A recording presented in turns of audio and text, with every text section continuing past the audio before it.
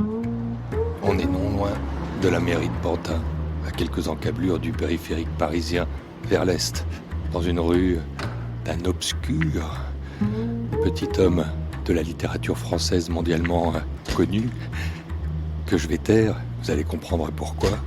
Je m'apprête à sonner justement à la porte de Olivier Norek, qui y vit. Olivier Norek, éminent, nouvelle voix et porte-plume de la littérature policière, et il va nous parler de son entrée en littérature. Si j'arrive à voir... Non, c'est pas le bon. Le nom qui s'affiche. Bonjour. Orange vous informe que le numéro demandé n'est pas attribué. Bon, ça commence mal. Bonjour. Orange vous... Ah mais je viens de comprendre pourquoi son nom n'apparaît pas. Je viens de confondre le numéro de la rue. À nouveau, vous allez comprendre pourquoi ça commence comme un polar. Oui, c'est 2 numéros plus loin. Et je dégaine cette fois-ci le code que je viens de recevoir sur mon téléphone portable. Premier sas d'entrée. Opération réussie, semble-t-il. Voilà, les noms apparaissent. Petit Norek. Bonjour, c'est au 3e. C'est Olivier Norek ? Ouais. Vous êtes cerné.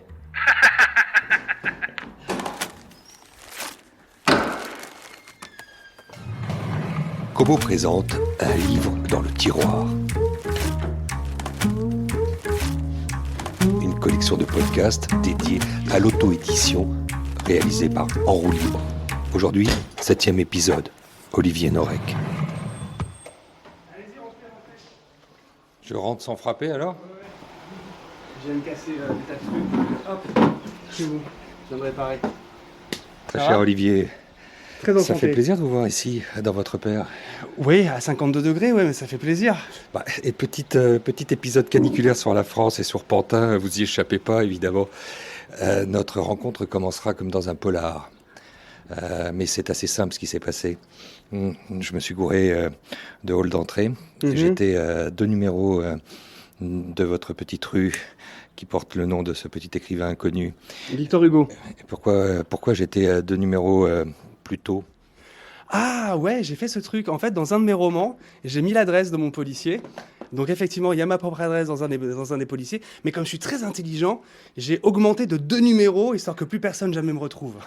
Surtout que cette adresse qui était distillée effectivement dans un chapitre, je crois que c'est le 67e, dans Surtension, vous livrez ce qui est véritablement votre adresse. Et en plus de ça, avec un gag, pour ceux qui doivent vous connaître, c'est que c'est un coup de fil que passe un avocat véreux pour avoir votre lieu d'imposition.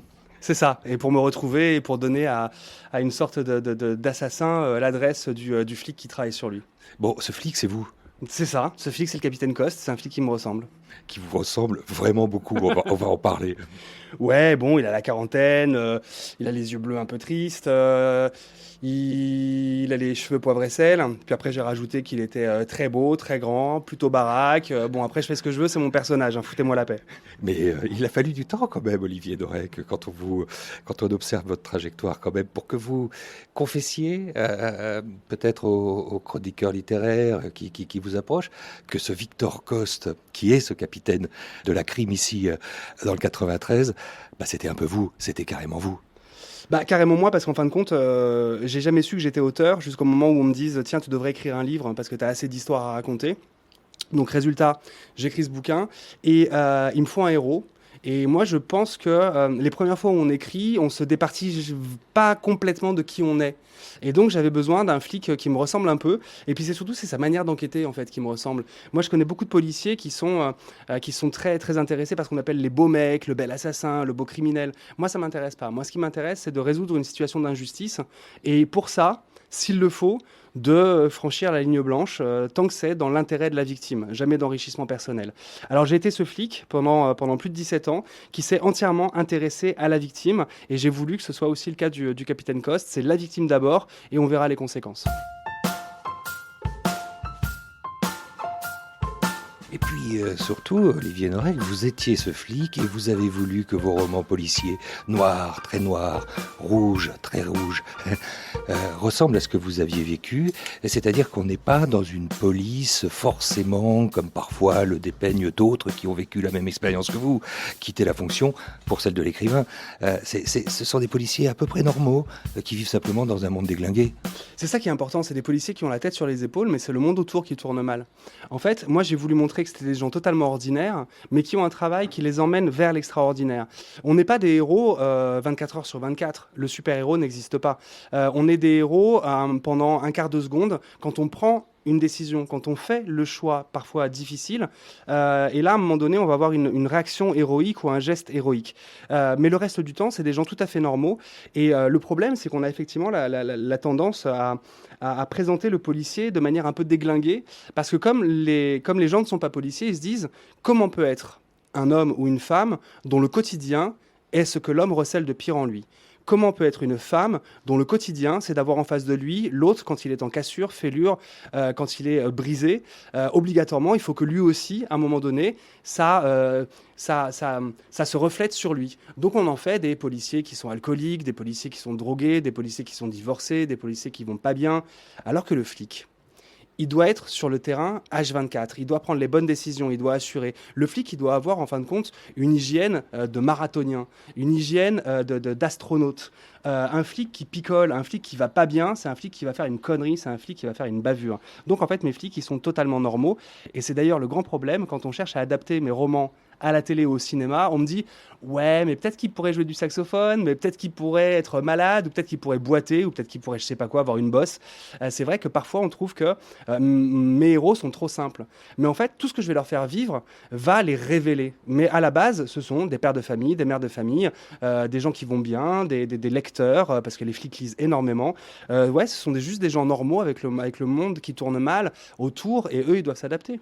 Olivier Norek, alors depuis 2013, vous dégainez tous les ans votre stylo comme une Kalachnikov ou un 9 mm, je ne sais pas, c'est un tir très tendu que vous publiez chez Michel Lafon, évidemment.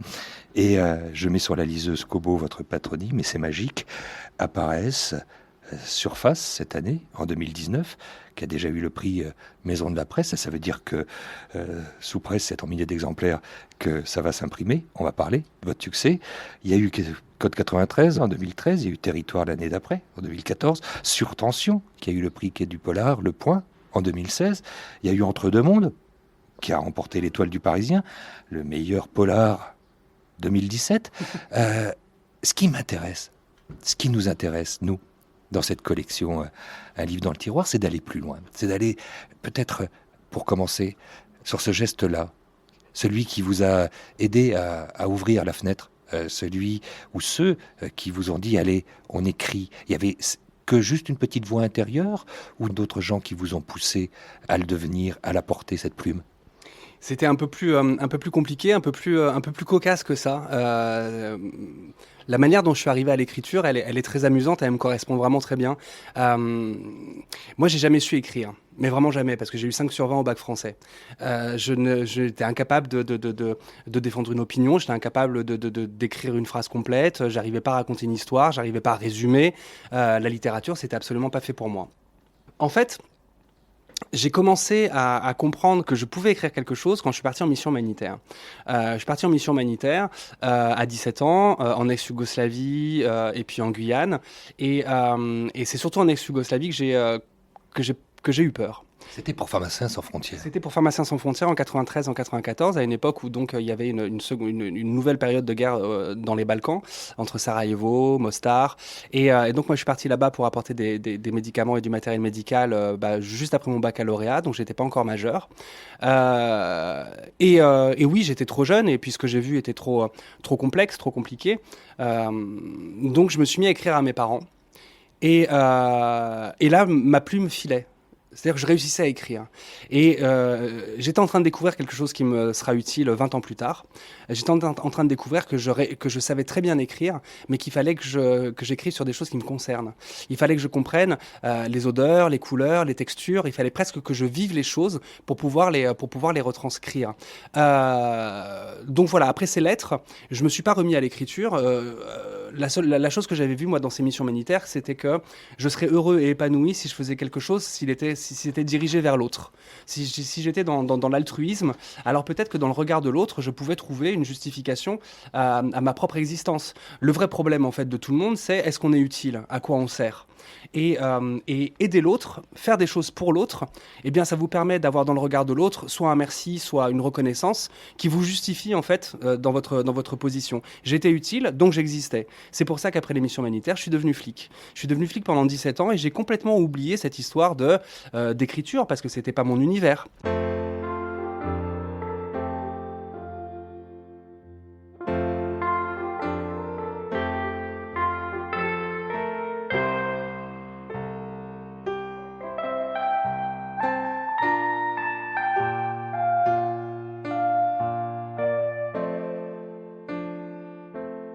Il n'y a pas par hasard sur un vieux dossier, quelque part dans un disque dur, enfoui, ou alors carrément peut-être déjà tiré quelque part, savamment planifié, savamment gardé, ces lettres de Yougoslavie? Non, il n'y en a pas une qu'on pourrait déterrer comme ça?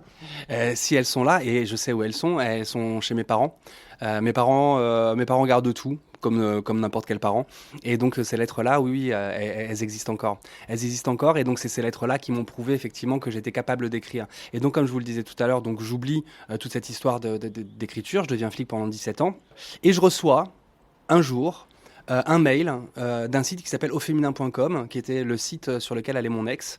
Et le site titre concours de nouvelles. Alors je l'efface. Puis je suis appelé sur une opération un peu compliquée, donc j'y pense pas pendant toute la journée. Et je regarde mon portable, et à un moment donné, il y a marqué concours de nouvelles. Bah, je l'efface pour la deuxième fois. Et je rentre chez moi, j'allume mon ordinateur, et sur ma boîte mail, il y a marqué concours de nouvelles. Donc je me dis, ok, d'accord, à un moment donné, il faut écouter les signes. Mais c'est votre ex qui le renvoyait parce qu'elle avait vu que vous ne vouliez pas et qu'il y avait ce geste insensé qui consistait à l'effacer. Je pense pas qu'elle soit aussi diabolique que ça. Non, je pense que c'est Elle aurait été visionnaire. Je pense que c'est le site qui a eu un bug et qui a renvoyé plusieurs fois au fur et à mesure où j'effaçais. Mais la vérité, c'est que j'ai reçu ce mail 3 fois dans la journée et qu'à un moment donné, je me suis dit que, un peu comme dans toute ma vie, j'ai toujours regardé un petit peu en l'air, le ciel, voir s'il n'y avait pas des signes et des choses qui me mettaient sur la direction. Et là, ça me rappelait aussi à cette écriture. Donc j'ai trouvé ça amusant. J'ai regardé les thèmes. Et j'en ai pris un au hasard et j'ai écrit une nouvelle, mais comme ça, en 30 minutes, avec 2 doigts, comme un bon flic, tic, tic, tic, tic, tic. Et donc j'envoie cette nouvelle, j'appuie Enter, et puis j'oublie complètement. Non, vous n'avez pas oublié le titre. Comment elle s'appelait? Qu'est-ce qu'elle racontait?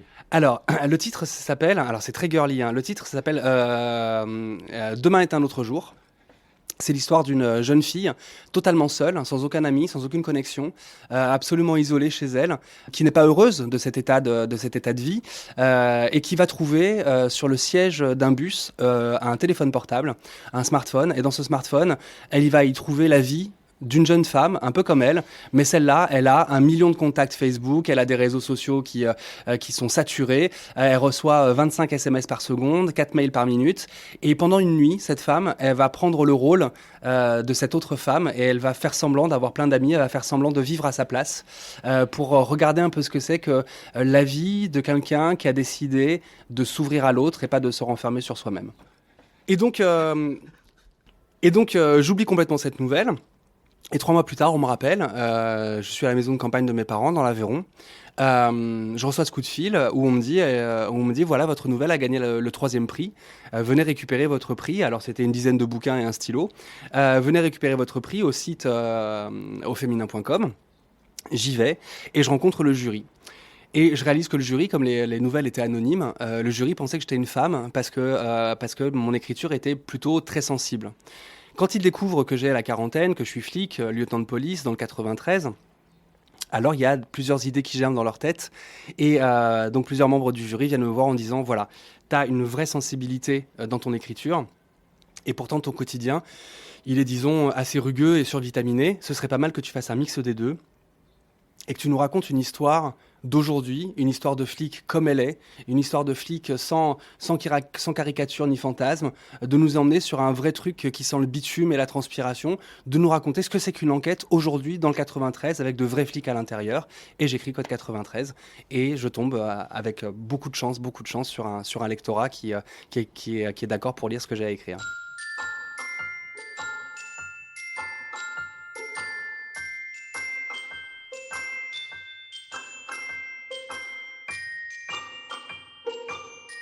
Alors c'est adieu à l'arme de poing à ce 9 mm pour s'emparer du stylo, qui n'est peut-être pas un stylo, mais un écran, un clavier.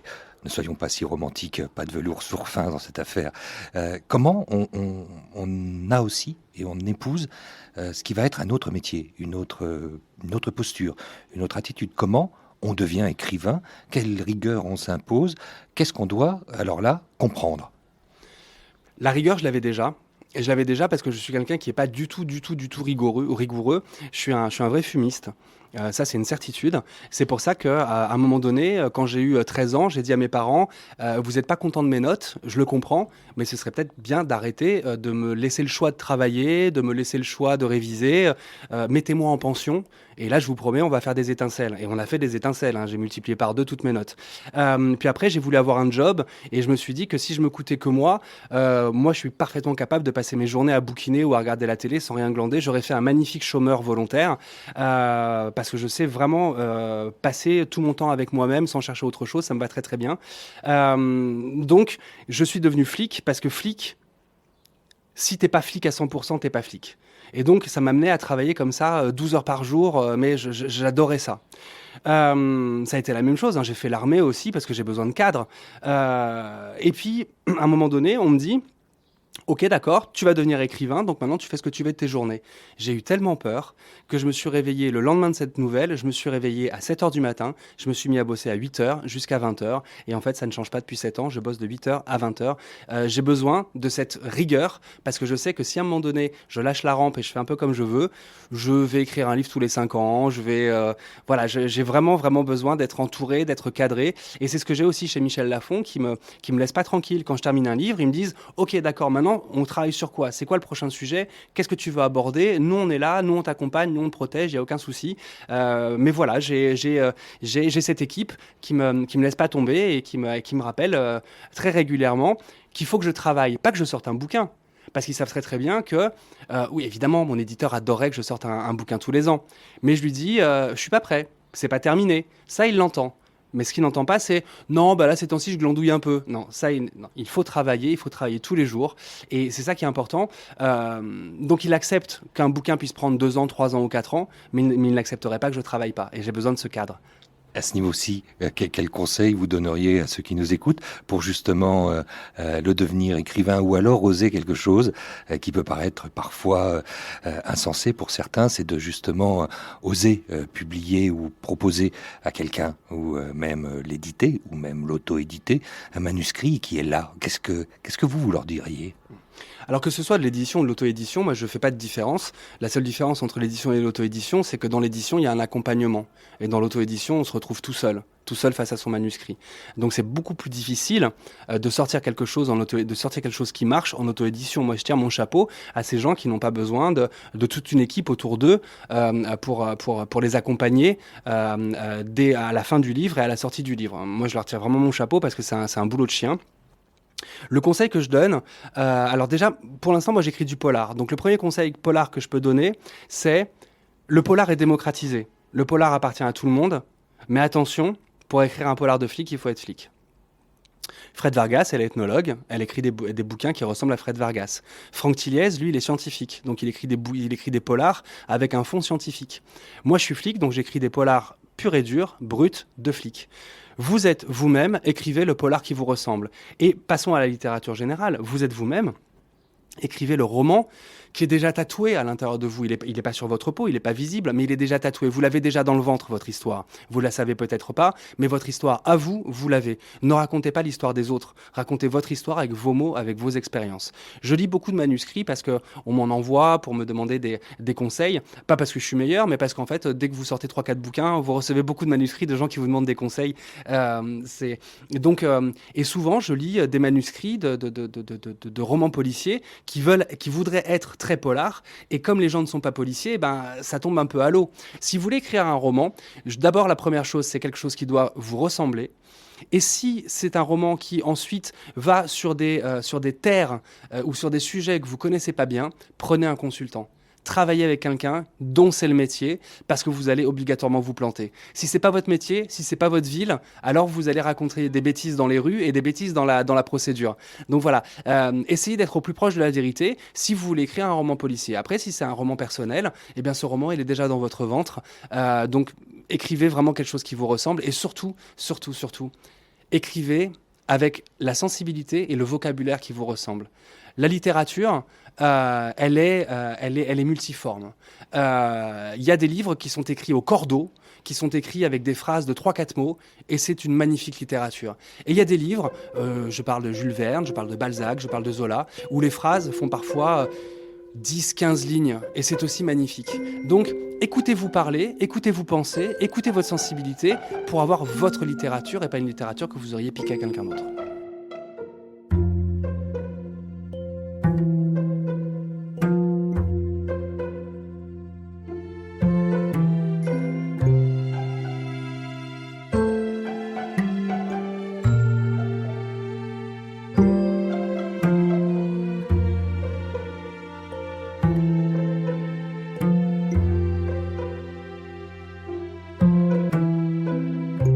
Olivier Noiret, je sens peut-être que vous avez lu aussi Lettre à un jeune poète de Rilke, mais il y a en ce moment dans votre esprit quelque chose qui se profile, un autre manuscrit qui s'appelle 20 conseils à ne pas obligatoirement suivre pour écrire un plus ou moins bon polar. plus ou moins bon polar. En fait, là, Kobo me contacte et me demande si j'ai pas un petit texte pour parler littérature avec les lecteurs de Kobo.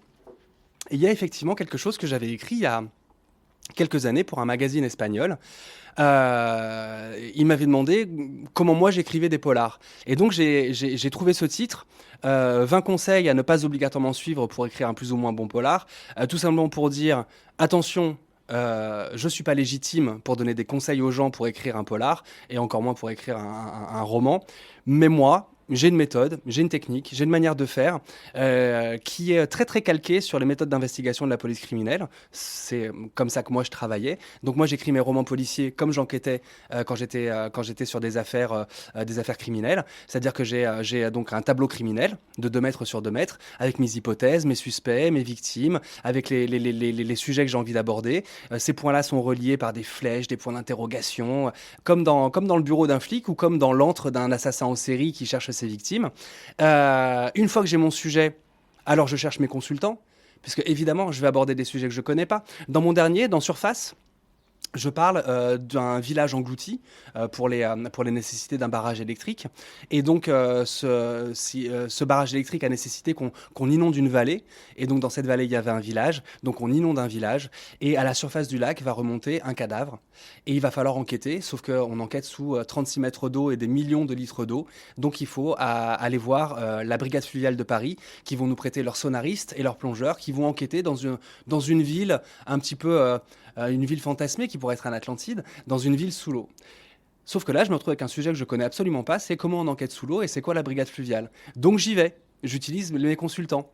Donc je vais voir la brigade fluviale et je passe du temps avec eux pour qu'ils me racontent comment on fait. Donc voilà, moi j'ai une manière d'écrire, ma manière d'écrire, elle est un peu comme ma manière d'enquêter quand j'étais à la crime, et c'est ces conseils qui me sont propres, en fin de compte, c'est les conseils que je me donne, que je prête au lecteur de Kobo. C'est pas du tout des conseils de regarder comment il faut écrire un livre et regarder comment il faut écrire un polar. J'en ai pas la légitimité parce que j'en ai écrit que 5, mais par contre, en tout cas, c'est les conseils que moi je me donne pour écrire les polars que j'écris moi.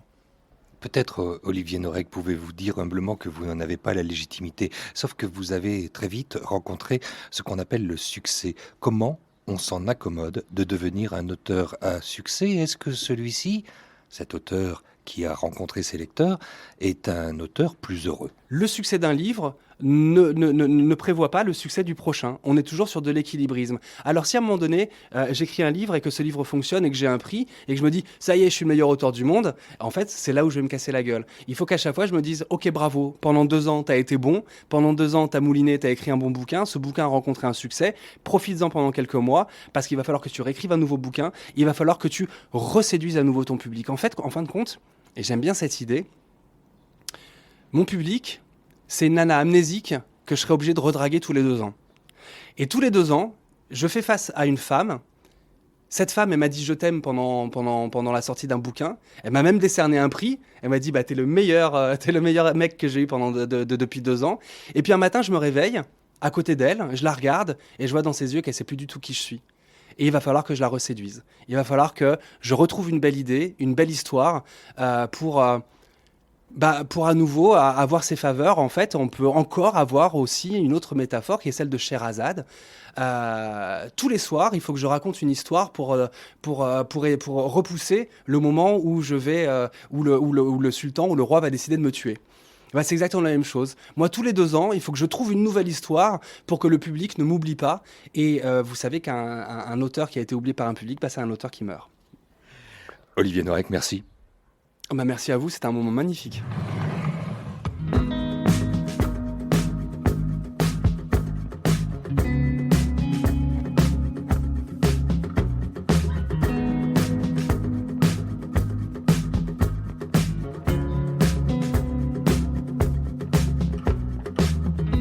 La minute du libraire, une recommandation de lecture par Kobo. C'était un de ces petits villages où, par souci d'équilibre entre l'offre et la demande, on ne faisait les choses qu'en un seul exemplaire ou pas du tout. Une épicerie, un salon de coiffure, une boulangerie, une boucherie-charcuterie, pas de réparateur de vélo, une bibliothèque qui aurait pu se lire entièrement d'un trait, une école primaire. Pendant des années, on allait désigner avec le ou la tout ce que le village avait à offrir, comme pour parler d'objets personnels que nous pouvions tenir entre le pouce et l'index. Comme si, après avoir longtemps guerroyé contre les grandes villes et les localités avoisinantes, nous avions fait main basse sur des prototypes de boucherie ou d'épicerie pour ensuite les implanter solidement non loin de l'église et de la salle paroissiale, à 2 pas de presque tout, à portée de chacun. Les commerçants s'étaient mis dans le ton. Par orgueil ou par facilité, ils n'avaient même pas tenté d'imaginer plus original pour leur affaire que la boucherie ou l'épicerie, abstraction faite de quelques mots inscrits sous l'enseigne d'un nom de famille. Il y avait de rares exceptions. Bovenmire comptait 2 cafés. Souvent, on voyait des hommes sortir de la nuit, hésiter un moment, se rattraper au montant de la porte et décider enfin de gagner le bel accueil, qui recommençait à servir de la bière dès le petit matin. Certains prénoms, Tim, Yann et Anne, étaient très courants au village. Pim et Lorenz avaient tous les 2 un frère appelé Yann, à une différence près, qui allait apparaître au cours de l'hiver 2001. À partir de là, Lorenz pourrait dire qu'il avait encore ce frère, alors que Pim, lui, allait devoir en parler au passé. Il y avait aussi un poulailler désaffecté que nous avions baptisé le Kosovo. Il se trouvait exactement à mi-chemin entre le bel accueil et la salle paroissiale. Une famille de réfugiés albanais y avait habité pendant des mois. Depuis leur expulsion, ils servaient de débarras à différentes associations locales. Je me suis longtemps demandé ce que papa et maman pouvaient trouver à Bovenmire, s'ils croyaient vraiment s'en sortir dans un village qui organise chaque année des fêtes paroissiales et où personne n'est surpris quand on envoie quelqu'un au Kosovo chercher des serviettes en papier. Débâcle, c'est le titre de ce premier roman de Lise Spitt, cette auteure belge, flamande, qui a eu beaucoup de succès à la fois en Belgique et aux Pays-Bas, et qui est publié par Actes Sud. Qu'est-ce qui fait sa force ? Alors moi j'ai été assez déstabilisée par ce roman. Je pense que sa force c'est ça, c'est qu'il est très déstabilisant. C'est Lise Spitt, elle a donc sorti ce roman en 2015, elle avait 27 ans. C'est une espèce d'ange blond avec des grands yeux bleus, on lui donnerait le bon Dieu sans confession. Et elle écrit un roman d'une cruauté et d'une dureté absolument vraiment c'est vraiment déstabilisant. Moi, j'ai pas d'autres mots. Et je pense que c'est ça qui a aussi beaucoup plu aux gens. Elle a une plume vraiment acérée. Elle décrit le monde autour d'elle avec une exactitude, sans concession, elle n'épargne rien à personne. C'est d'un cynisme vraiment à toute épreuve. Et en même temps, elle construit une intrigue très complexe où elle ménage le suspense, vraiment parce qu'il y a une énigme, il y a plusieurs énigmes même dans ce roman. Et on est complètement happé par cette énigme et on met un certain temps à comprendre de quoi il s'agit. Et moi, j'ai été vraiment impressionnée par la virtuosité de la construction de son récit. C'est l'histoire d'un été meurtrier. Comment il est possible de le résumer finalement, ce jeu qui va se faire entre ces deux adolescents de sexe masculin et cette héroïne qui va revenir sur les lieux où s'est passé ce que j'aurais tendance à appeler l'innommable. Comment le résumer ? Alors en fait, ça commence vraiment par une histoire d'amitié, mais une amitié donc entre trois jeunes enfants au tout début du récit. Ils ont la particularité d'être nés la même année en 88 et d'avoir été les trois seules naissances de cette année 88 dans ce petit village de Beauvalmière. Et ça les a unis dès le début parce qu'il y avait que eux, donc il fallait qu'ils soient amis. Et dès le début, cette amitié, elle est asymétrique parce qu'il y a directement un leader qui est le garçon qui s'appelle Pim et qui exerce une fascination auprès des deux autres, de Laurence et de Eva, la narratrice. Et donc tous les deux en fait se battent pour son attention, se battent pour grappiller des miettes de son aura de leader. Et plus ils grandissent et plus les tensions commencent à apparaître, les fissures dans cette amitié se sentent de plus en plus. Et Eva étant la seule fille, forcément c'est elle qui est de trop parce qu'elle n'arrive pas à rivaliser avec ces deux garçons qui ont cette amitié de garçons.